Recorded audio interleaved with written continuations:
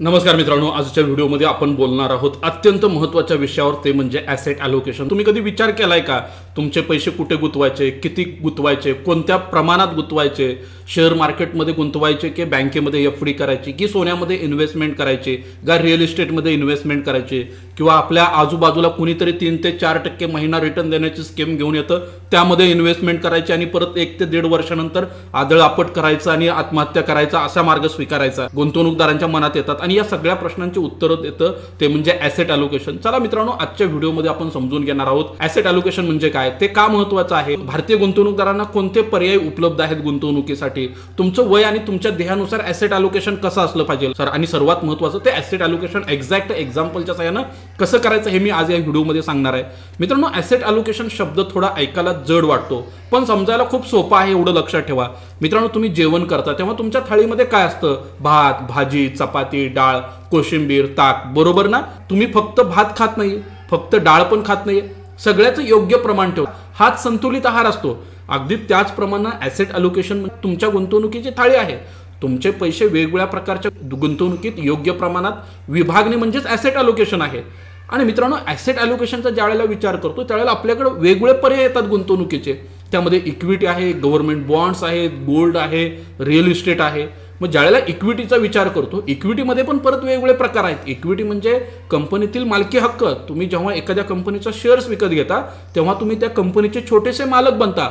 मग ते डायरेक्ट स्टॉकच्या माध्यमातून बनू शकता, म्युच्युअल फंडच्या माध्यमातून बनू शकता, स्मॉल केजच्या बनू शकता, PMSच्या माध्यमातून बनू शकता, SIFच्या माध्यमातून देखील यामध्ये तुम्ही इन्व्हेस्टमेंट करू शकता. त्याच पद्धतीनं कर्ज रोख्यांमध्ये देखील इन्व्हेस्टमेंट करू शकता. म्हणजे तुम्ही कुणाला तरी कर्ज देता आणि त्यावरती तुम्हाला रेग्युलर बेसिसवर व्याज देखील मिळतं. आता भारतीय संस्कृतीचा जर विचार केला तर आपल्याकडं गोल्डला खूप मोठं स्थान आहे इन्व्हेस्टमेंटमध्ये. ज्यावेळेला आपण गुंतवणुकीचा विचार करतो सोन्यामध्ये, त्यावेळेला तुम्ही फिजिकल गोल्ड घेता. आणि आज भारताचा जर विचार केला तर 70 ते 80% लोकांची गुंतवणूक ही सोन्यामध्ये ही फिजिकल स्वरूपाची आहे. पण तेच तुम्ही म्युच्युअल फंडच्या माध्यमातून देखील सोन्यामध्ये इन्व्हेस्टमेंट करू शकता, गोल्ड ETFच्या माध्यमातून देखील सोन्यामध्ये इन्व्हेस्टमेंट करू शकता. इव्हन अलीकडे काही डिजिटल गोल्डचे देखील प्रकार आले, पण सेबीची मेहरबान, सेबीनं त्यावरती योग्य टायमाला लगाम घातला.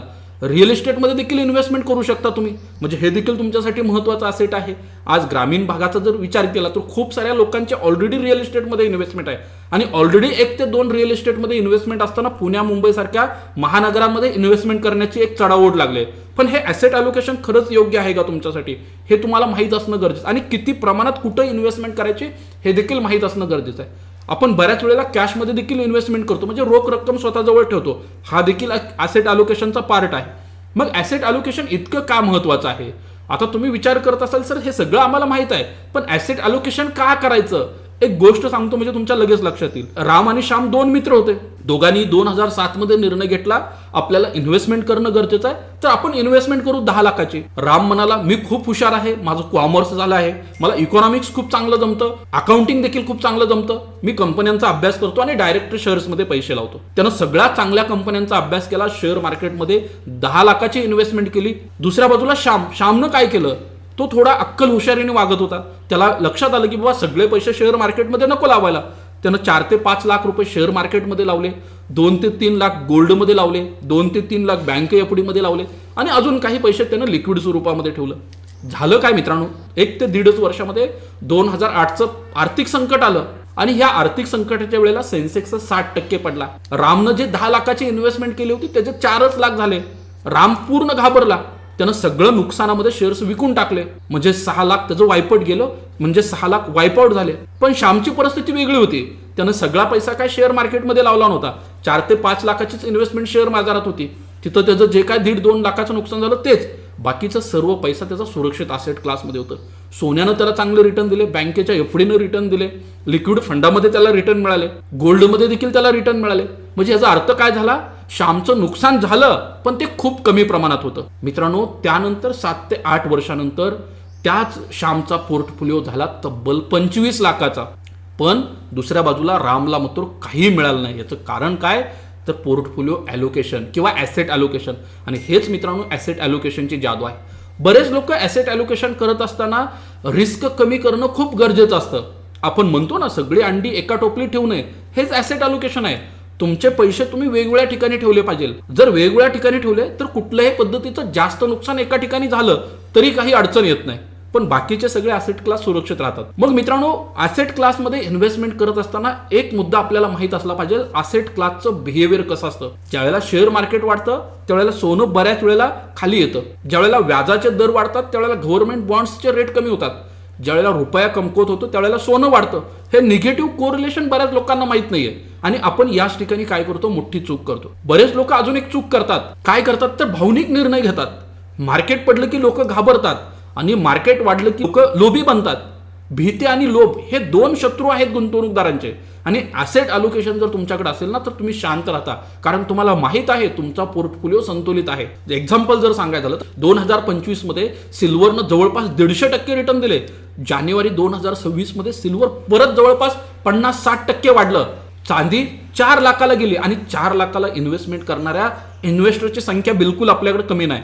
पण जसजसा फेब्रुवारी महिना संपत आला 2026चा तसतसं सिल्वरमध्ये जवळपास 50%चं करेक्शन बघायला मिळालं. मित्रांनो, ॲसेट अलोकेशन किती महत्त्वाचं हे तुम्हाला सिल्वरनं शिकवलं असेल. त्याचबरोबर ॲसेट अलोकेशन करत असताना तुमचं ध्येय असलं पाहिजे आणि त्या ध्येयानुसार ॲसेट अलोकेशन करणं गरजेचं आहे. कारण मित्रांनो, तुमचं वय जसं वाढतं तसं तुमचं आर्थिक उत्पन्न देखील बदलतं. तुमच्या घरातील लोकांच्या तुमच्याकडून असणाऱ्या अपेक्षा बदलतात. 5 वर्षानंतर घर घ्यायचं आहे, त्याचं 20 लाखाचं डाऊन पेमेंट करायचं आहे. 10 ते 12 वर्षानंतर मुलांचं हायर एज्युकेशन करायचं आहे, त्यासाठी कमीत कमी 25 लाखाच्या फंडाची तजवीज करायची आहे.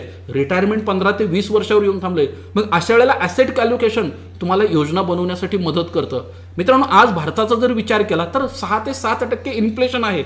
आपल्या 2 पिढ्यांनी पैसा बँकेमध्ये ठेवूनच झिजवला, कारण बँकेमध्ये 4 ते 5% पेक्षा जास्त रिटर्न्स मिळत नाहीयेत आणि महागाई वाढते 6 ते 7%. म्हणजे तुम्ही बँकेला श्रीमंत बनवण्याचं काम करताय आणि स्वतः मतावर प्रामाणिकपणे त्या ठिकाणी गरीब होत आहे. मित्रांनो, या गोष्टी आपल्याला समजून घेणं गरजेचं आहे आणि यासाठी ॲसेट अलोकेशन महत्त्वाचं आहे. अजून एक मुद्दा मी सांगतो तुम्हाला, पॉवर ऑफ कंपाऊंडिंग. ज्या लोकांची महिन्याला 20 ते 25 हजार SIP करायची ऐपत आहे ते लोक SIP ला सुरुवात करतात 2,000नं.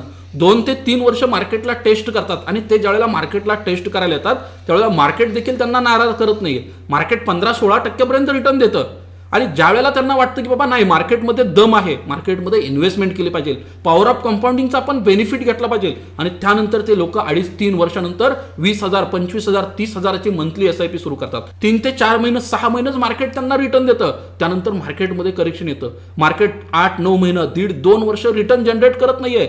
ज्यावेळेला रिटर्न येत होते त्यावेळेला इन्व्हेस्टमेंट कमी होती. ज्यावेळेला रिटर्न बंद झाले त्यावेळेला इन्व्हेस्टमेंट अमाऊंट वाढली. पूर्वीचे पण रिटर्न गायब झाले आणि आताचा फंड पण मायनसमध्ये गेला आणि मग लोक तिथं मार्केटमधून बाहेर पडतात आणि मार्केटला शिवाय देतात, हे मार्केटमध्ये काय दम नाही, मार्केटमध्ये इन्व्हेस्टमेंट करण्यात काही अर्थ नाही, आपलं बँक एफडीज बरे. ही मानसिकता तुमची तयार होते. का? कारण तुम्ही प्रॉपर ॲसेट अलोकेशन केलेलं नाही, प्रॉपर रिस्क एक्सपोजर मॅनेज केलेलं नाही. मित्रांनो, तुमच्या प्रत्येकाच्या वयानुसार ॲसेट अलोकेशन वेगळं येतं. आता मी तुमच्या महत्त्वाच्या भागाकडे वळतोय. ॲसेट अलोकेशन का? हा मुद्दा खूप महत्त्वाचा आहे. मित्रांनो, फायनान्शियल मार्केटमध्ये एक रूल आहे, 100 वजा वय जो आकडा येतोय ते तुमचं इक्विटीमध्ये एक्सपोजर असलं पाहिजे. तुमचं वय वर्ष जर आज 30 असेल तर 70% अमाऊंट तुम्ही इक्विटीमध्ये लावली पाहिजे. तुमचं वय 45 असेल तर तुम्ही 55% अमाऊंट इक्विटीमध्ये घेतली पाहिजे आणि तुमचं वय 60 असेल तर 40% पेक्षा जास्त इक्विटी एक्सपोजर घेणं तुम्हाला धोकादायक ठरू शकतं. मित्रांनो, ही एक गाईडलाईन आहे जी स्टँडर्ड गाईडलाईन मानली जाते मार्केटमध्ये.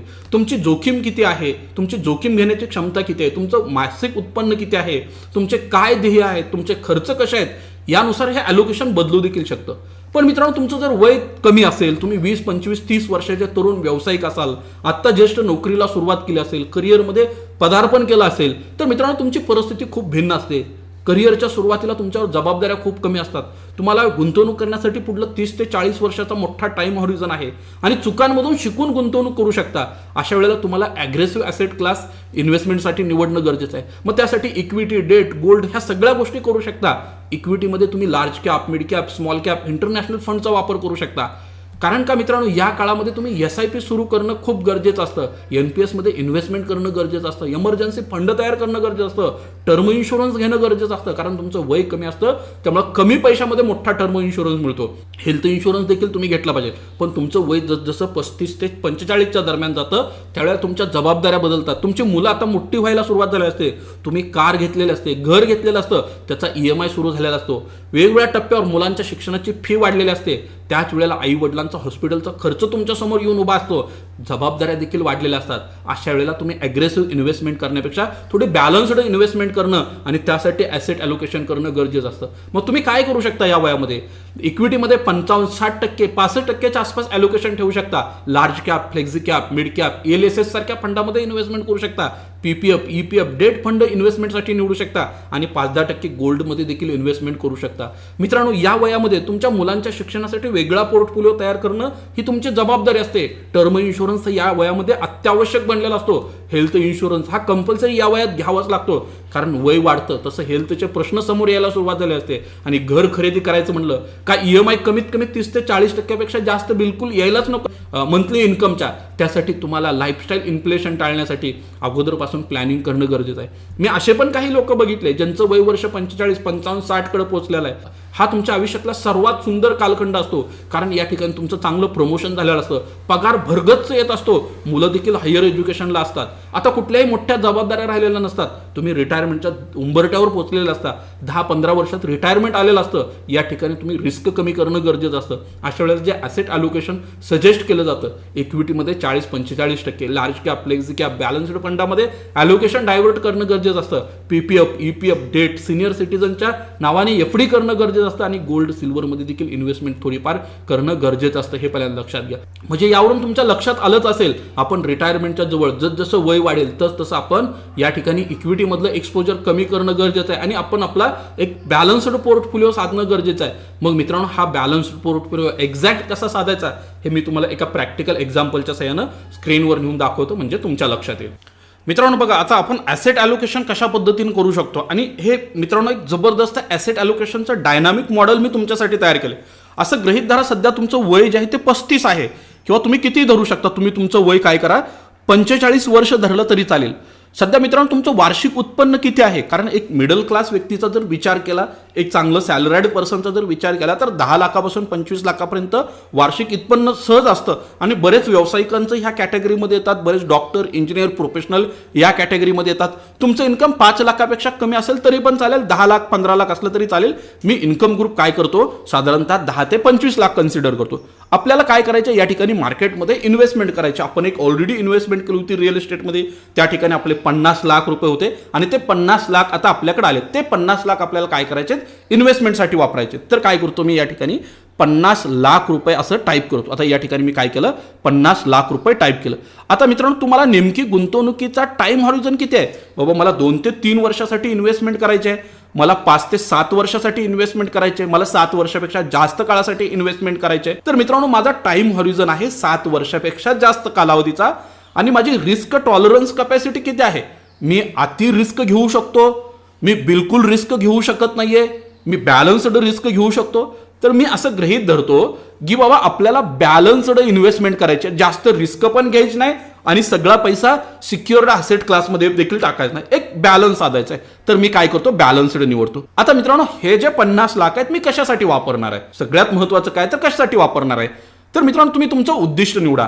रिटायरमेंट असेल, वेल्थ क्रिएशन असेल, एज्युकेशनल फंड्स असेल, घर परचेस असेल, किंवा इमर्जन्सी फंड असेल, किंवा रेग्युलर इन्कम जनरेट करायचं, असं गृहीत धरून आपल्याला वेल्थ जनरेट करायचे. सध्या काही आपल्या लायबिलिटी आहेत का? कुठलं कर्ज वगैरे आहे का? कमी कर्ज असेल, इन्कमच्या 20% पेक्षा कमी, मीडियम कर्ज असेल 20 to 40% ऑफ इन्कम, किंवा हायर दॅन 40% ऑफ इन्कम. आपण असं गृहीत धरू तुमच्यावर कुठल्याही लायबिलिटी नाही आहेत सध्याला.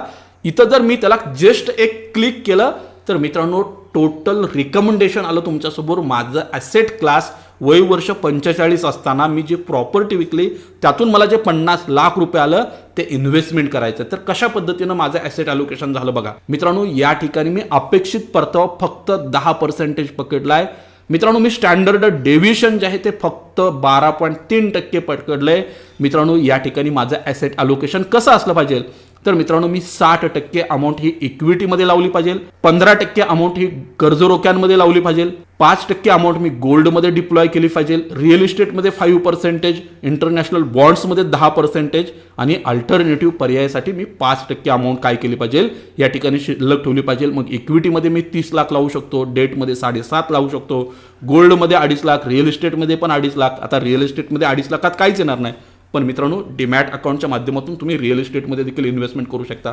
5 लाख मित्रांनो इंटरनॅशनल फंड्समध्ये लावू शकता, 2.5 लाख तुम्ही बाकीच्या गोष्टीसाठी ठेवू शकता. आता बघा मित्रांनो, आपल्याला जर हे ॲसेट अलोकेशन करायचंच असेल तर कसं करू शकता? 40% equity, 40% mid cap small cap, साधारणतः 25% थेमॅटिक्स फंडमध्ये, 20% फ्लेक्झी कॅपमध्ये, 15% डायरेक्ट इक्विटीमध्ये. हे ॲसेट ॲलोकेशन आहे आणि हे ॲसेट ॲलोकेशन करणं गरजेचं आहे. मित्रांनो, तुम्हाला जर या पद्धतीनं तुमच्या फंडचं प्रॉपर ॲसेट ॲलोकेशन करायचं असेल, प्रॉपर फंड तयार करायचं असेल आणि प्रॉपर मित्रांनो वेल्थ क्रिएशन करायचं असेल तर तुम्ही मला दिलेल्या नंबरला कॉल करा. तुम्हाला यासाठी पूर्णपणे माझ्याकडून काय केली जाईल, मदत केली जाईल. त्याचबरोबर मित्रांनो, या ठिकाणी जर बघितलं तर कर्ज रोख्यामध्ये, गोल्डमध्ये इन्व्हेस्टमेंट कशी करायचे, त्यामध्ये गोल्ड ETF मध्ये इन्व्हेस्टमेंट कशी करायची, रिट्समध्ये इन्व्हेस्टमेंट कशा पद्धतीने करू शकता, इंटरनॅशनल फंड्समध्ये इन्व्हेस्टमेंट कशी करू शकता, अल्टरनेटिव्ह इन्व्हेस्टमेंट कसं करू शकता, त्याचं रिबॅलन्सिंग कसं करायला पाहिजे, ह्या सगळ्या गोष्टी ज्या आहेत ना या ठिकाणी तुम्हाला मी दिलेत. मित्रांनो, तुम्हाला तुमचं ॲसेट ॲलोकेशन करायचं असेल तर मी यासाठी एक जबरदस्त एक्सेल शीट देखील बनवलेले आहे. या एक्सेल शीटमध्ये कम्प्लीट ॲसेट ॲलोकेशन काय केले तुम्हाला दिलेलं आहे. फक्त यामध्ये इनपुट्स तुम्ही ॲड करा, तुमचं ॲटोमॅटिक टोटल रिबॅलन्सिंग सह या ठिकाणी ॲसेट ॲलोकेशन होईल. तुमच्या वयानुसार तुमचं ॲसेट ॲलोकेशन कसं असलं पाहिजे, तुमच्या रिस्क प्रोफाईलनुसार ॲसेट ॲलोकेशन कसं असलं पाहिजे, भारतामध्ये जर इन्व्हेस्टमेंट करायची असेल तर ती कुठल्या फंडात किती प्रमाणात इन्व्हेस्टमेंट करायला पाहिजे, टॅक्स बेनिफिट घ्यायचं असेल तर काय आहे, रिबॅलन्सिंग करायचं असेल तर ते कशा पद्धतीने करू शकता, तुम्हाला SIP कॅल्क्युलेटर दिलंय, इमर्जन्सी फंड काय राहायचं असेल तर तो कशा पद्धतीने जनरेट करू शकता, ह्या सगळ्या गोष्टी या एक्सेल शीटमध्ये ॲड केलेत. हां, सर्वात महत्त्वाचं, ही एक्सेल शीट तुम्ही स्वतः डाउनलोड करून घेऊ शकता. यूट्यूबच्या डिस्क्रिप्शनमध्ये एक्सेल शीट आहे, चेक करा आणि तुम्ही तुमचं फायनान्शियल प्लॅनिंगला सुरुवात करा. मित्रांनो, तुम्हाला आजचा व्हिडिओ आवडला असेल तर नक्की यूट्यूब चॅनलला देखील सबस्क्राईब करायचं आहे, जास्तीत जास्त लाईक आणि शेअर करायचं आहे. त्याचबरोबर मित्रांनो, तुम्हाला बेसिकपासून ॲडव्हान्सपर्यंत शेअर मार्केट शिकायचं असेल, पर्सनल फायनान्स डिटेलमध्ये समजून घ्यायचं असेल तर यूट्यूबच्या डिस्क्रिप्शनमध्ये आपलं बाजार बुल ॲपची लिंक आहे. आजच ॲप इन्स्टॉल करा आणि आपला कोर्स जॉईन करा. धन्यवाद. Investments in securities market are subject to market risks. Read all the related documents carefully before investing.